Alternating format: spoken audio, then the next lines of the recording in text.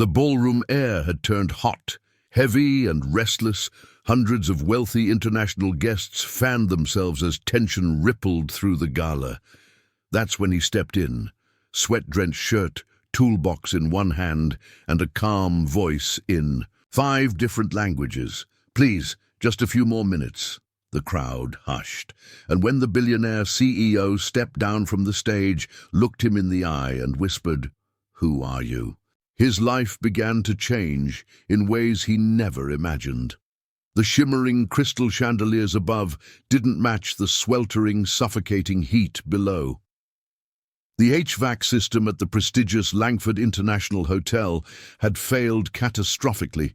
In the middle of a global luxury tech gala, attended by ambassadors, celebrities, tycoons, and boardroom kings, and standing awkwardly by the giant marble columns, holding nothing but a rusty toolbox and a folded work order, was Tyler Grant, a 27-year-old single mechanic, barely making rent. Tyler had grease under his nails, sweat across his forehead, and worry in his gut. "They'll laugh at you," the receptionist had whispered when he was called up. "This is a billion-dollar crowd." But Tyler didn't care. His daughter, Mia, had been running a fever the night before. His boss had cut hours again, and he needed the overtime. He slipped past servers in tuxedos and whispered a gentle "excuse me" in Spanish to a startled chef. Then "pardonnez-moi" to a pair of French fashion investors. They looked at him like he'd fallen from the roof, and yet with calm precision he made his way to the AC panel beneath the VIP mezzanine. That's when the murmurs began. Who is he? Security should stop him. He doesn't belong here.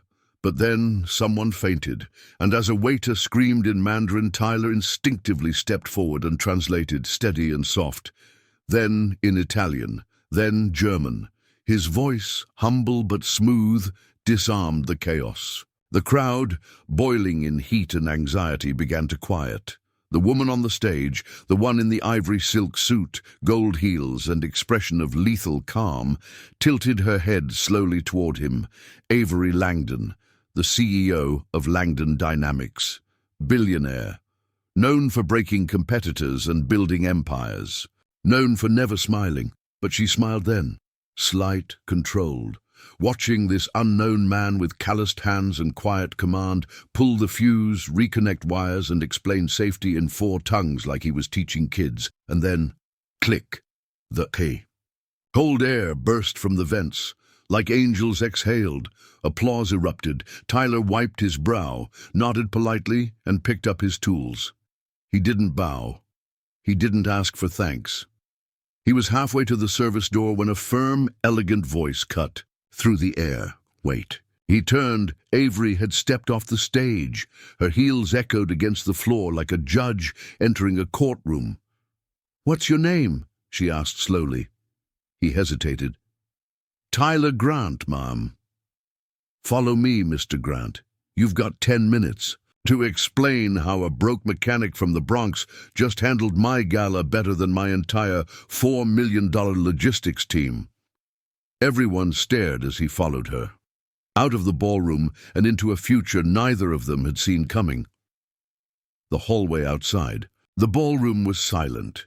Cold again, lined with modern art that looked more like statements than paintings. Tyler's boots squeaked slightly on the polished marble as he trailed behind Avery Langdon, trying to figure out if he was in trouble or being offered something he didn't yet understand. She didn't look back at him, not even once, until they reached the glass elevator. Then she turned, eyes narrow. "You speak how many languages?" she asked. Tyler blinked. 5, fluently, a couple more conversationally. "And HVAC systems? You certified?" "Yeah. Union card." He reached into his back pocket and pulled out the laminated badge, smudged with oil and years of work. "Worked repairs since I was 19. My dad was in plumbing, but I picked up electrical and AC work over time. Not by choice, just survival." Avery didn't nod, didn't smile, just stepped into the elevator and said, "Get in." Tyler hesitated for a heartbeat, then followed her. The doors slid shut, and the elevator began its silent ascent. Floor after floor passed, but she said nothing. Her posture was perfect. Her phone vibrated once, twice, ignored, then finally, "Do you know who I am?" "I figured it out about 20 seconds ago," Tyler muttered, then winced. "Sorry, yeah. Avery Langdon, CEO, multi-sector investor, Forbes Woman of the Year 3 times. That earned the smallest twitch at the corner of her lip. "And yet you still walked across my gala like you were repairing a dishwasher." "I was just fixing a broken system," Tyler said quietly. Avery's eyes flicked to him, just a flash of something curious beneath the guarded billionaire mask. "You're not stupid. You're not just some blue-collar worker with a lucky good tongue. So tell me, Tyler Grant, why are you broke?" Tyler looked away. The lights of the city were sharp through the glass now, gleaming like temptation. "Because the world doesn't run on skill," he finally said. "It runs on names, and mine doesn't open doors." The elevator stopped. They were on the penthouse floor. Avery walked ahead, badge-locked a door, and stepped into a private lounge that overlooked the skyline. One wall was glass. Another was lined with wine bottles that probably cost more than his apartment. "Sit," she said, pointing to a leather armchair. He sat. Avery walked over to the bar, poured a glass of sparkling water, and offered it to him herself. He didn't reach for it. "Ma'am," he said, uneasy. "Why am I here?" She folded her arms, studied him. "Because I watched you keep a volatile crowd from panicking. You fixed a disaster. You spoke to people like humans. That's rare in your world and mine. And because—" She tilted her head. "I need someone like that." Tyler felt like the floor shifted. "You're offering me a job?" "No," she said. "I'm offering you something better." He waited. "Come with me for 2 weeks. I have a problem in my European wing. Logistics collapse, language barrier, union walkouts. I want you to observe, speak, advise. You'll be paid 10 times your current salary. And if you fix even half of it—" She took a slow breath. "You'll never wear another mechanic's badge again." Tyler stood up slowly, pulse hammering in his chest. "I have a daughter," he said. 7 years old. She's everything." "We'll fly her out by Monday," Avery said. "Private jet. She'll stay in my secondary estate in Geneva. Nannies, doctors, education consults. I'll make sure she's safe." It was too much, too fast, but her eyes were steady, unflinching. "I don't need a genius, Tyler," she said. "I need a human being who still knows how to fix things and doesn't expect applause for it."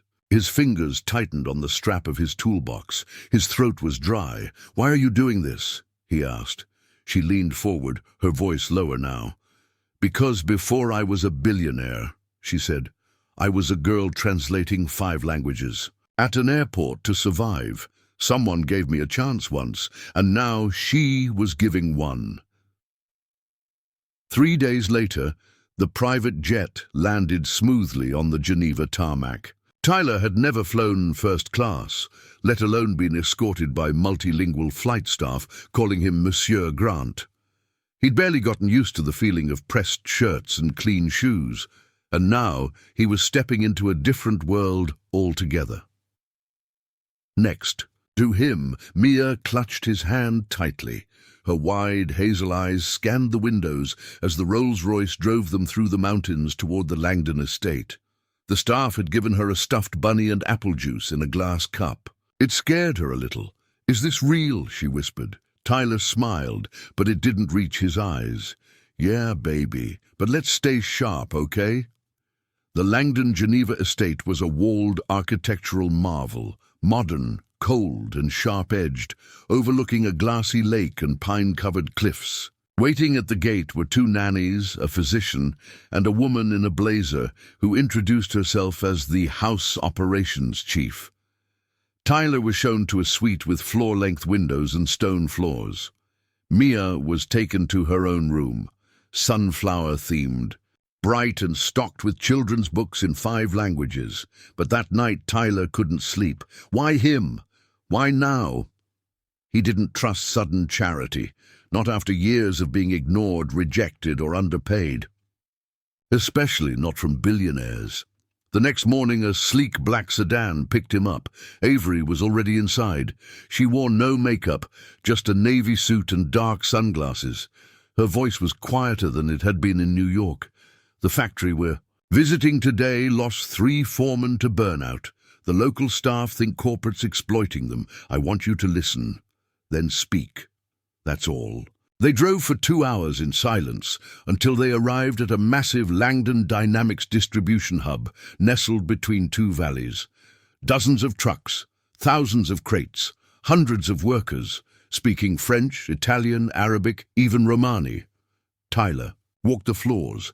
He didn't carry a tablet or a badge, he just listened. And when one of the Algerian warehouse workers shouted in frustration, others stepped back, expecting security. But Tyler stepped forward instead and spoke to him in perfect Arabic. The worker froze. Then tears filled his eyes. It wasn't the translation. It was being heard. By the end of the day, Tyler had spent 6 hours listening, interpreting, and calming tension that had been building for months. When he returned to the car, Avery was staring out the window. "I don't need to read the report," she said.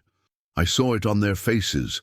Tyler leaned back, exhausted but strangely alive.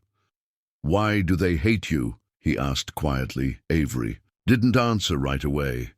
Then softly, "Because when you get to the top, people only see what you control, not what you sacrificed." She turned to face him. "My father built this empire, but he thought empathy was weakness. He raised me to believe silence was power and people were tools. That's why I lost control of my own company culture. It became his shadow." She looked at Tyler, something raw flickering in her expression. "But you remind me of what I should have become." Tyler's voice cracked. "I'm no leader. I fix things." Avery smiled, truly smiled for the first time. "Exactly.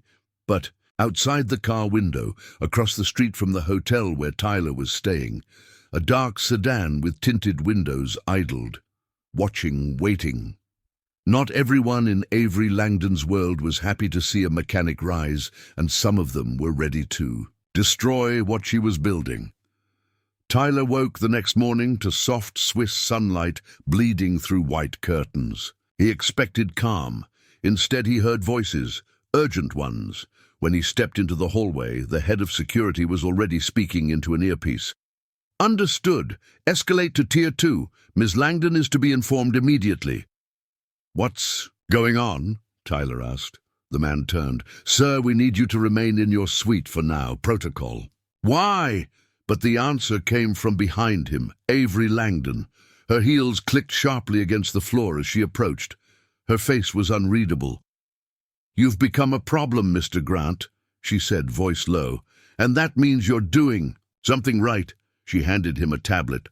On the screen, surveillance photos, him, Mia, Geneva streets, the hotel. Even the daycare Ava had arranged for Mia's learning sessions. "I told you," she said coldly. "My world doesn't reward kindness. It fears it." Tyler's throat tightened. "Who's watching us?" She didn't blink. "My father." Tyler stared.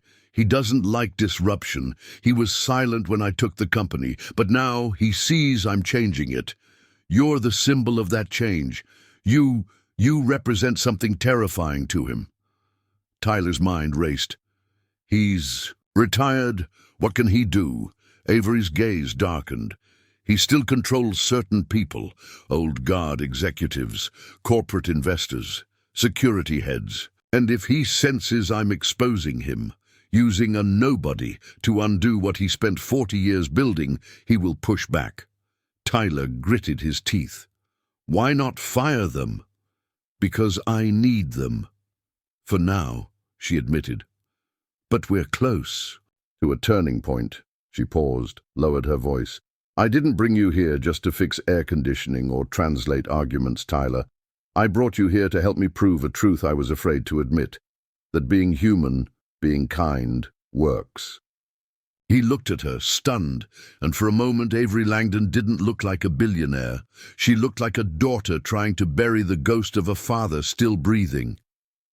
That afternoon, Tyler returned to the factory, this time in a suit. It didn't fit right.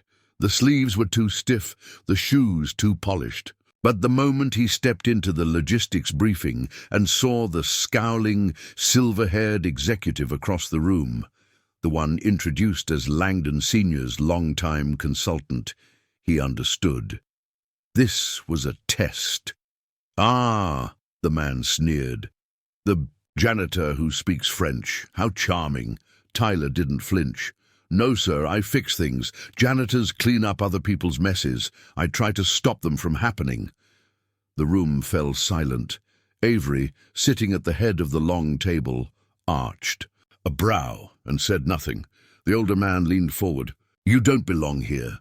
You're a mechanic with no MBA, no background in global logistics. You're embarrassing her." Tyler's jaw clenched. His hands curled, then loosened. "I am a mechanic," he said. "That's why I understand. Heat, pressure, friction, and what happens when systems break down. Like this one."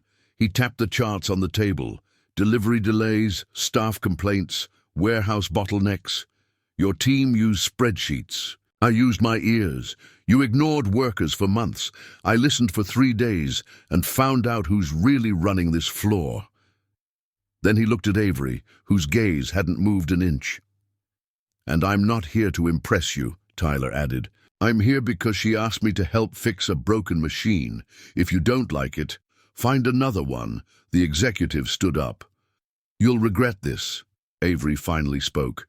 "No, you will." That night, Avery visited Tyler's suite. No guards, no cameras. She sat across from him, wine glass untouched. "I'm breaking from my father, publicly. Tomorrow." Tyler stared. "You sure?" "No, but I'm not scared anymore." A long silence stretched between them. Then Avery said quietly, "They'll try to bury you." Tyler met her eyes. "They already did. You just dug me out." And in that moment, there was something more than tension between them. There was trust. But trust in the world Avery was about to challenge. That would come at a price. The next day broke like a storm without thunder. Tense skies, heavy air, and an undercurrent of something electric across every corridor of Langdon Dynamics Geneva. Campus. Executives flew in from Berlin, Zurich, Milan. Staff whispered in hallways. A press conference had been called, but no one knew why, except Avery and Tyler. He stood in the back of the conference hall in a clean black shirt and no tie. He didn't want to look like one of them. Mia was safe at the estate, guarded. The security detail had doubled overnight. Something big was coming. He felt it in his chest. Avery stepped onto the stage. No teleprompter, no entourage, just a single sheet of paper, folded.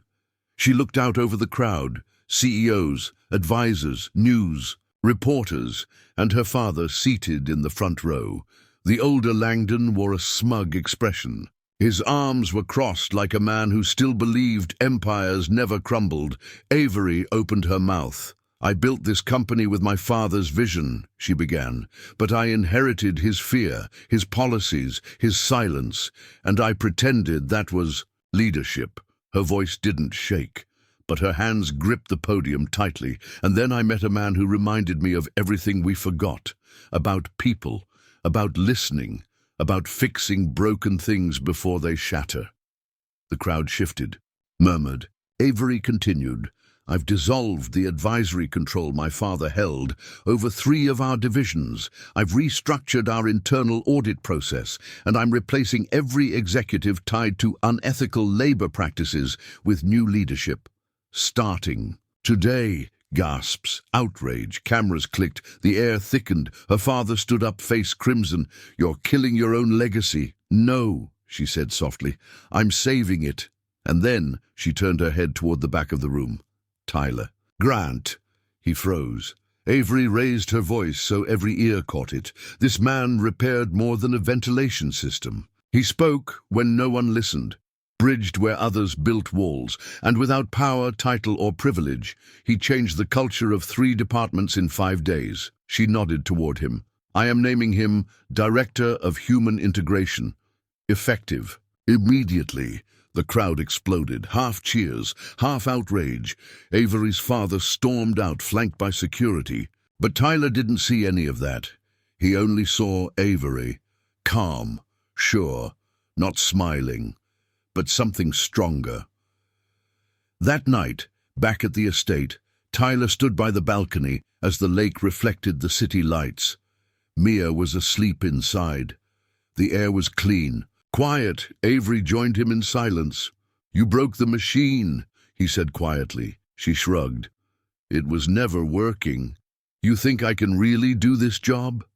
She looked at him, something soft flickering behind her tired eyes. I don't promote. For résumé, I promote for truth. A pause. And I trust you, Tyler. He looked down at the hills below, where his daughter now slept in a mansion she never could have dreamed of. Thank you, he said, for seeing me. Avery turned toward him, voice almost a whisper. No, Tyler, thank you, for reminding me I was still human. They stood together under the stars, the mechanic and the mogul, both no longer who they used to be. One had been buried by the world. The other had ruled it from a tower of silence. And now, together, they were rebuilding something real. One connection, one truth, one act of kindness at a time.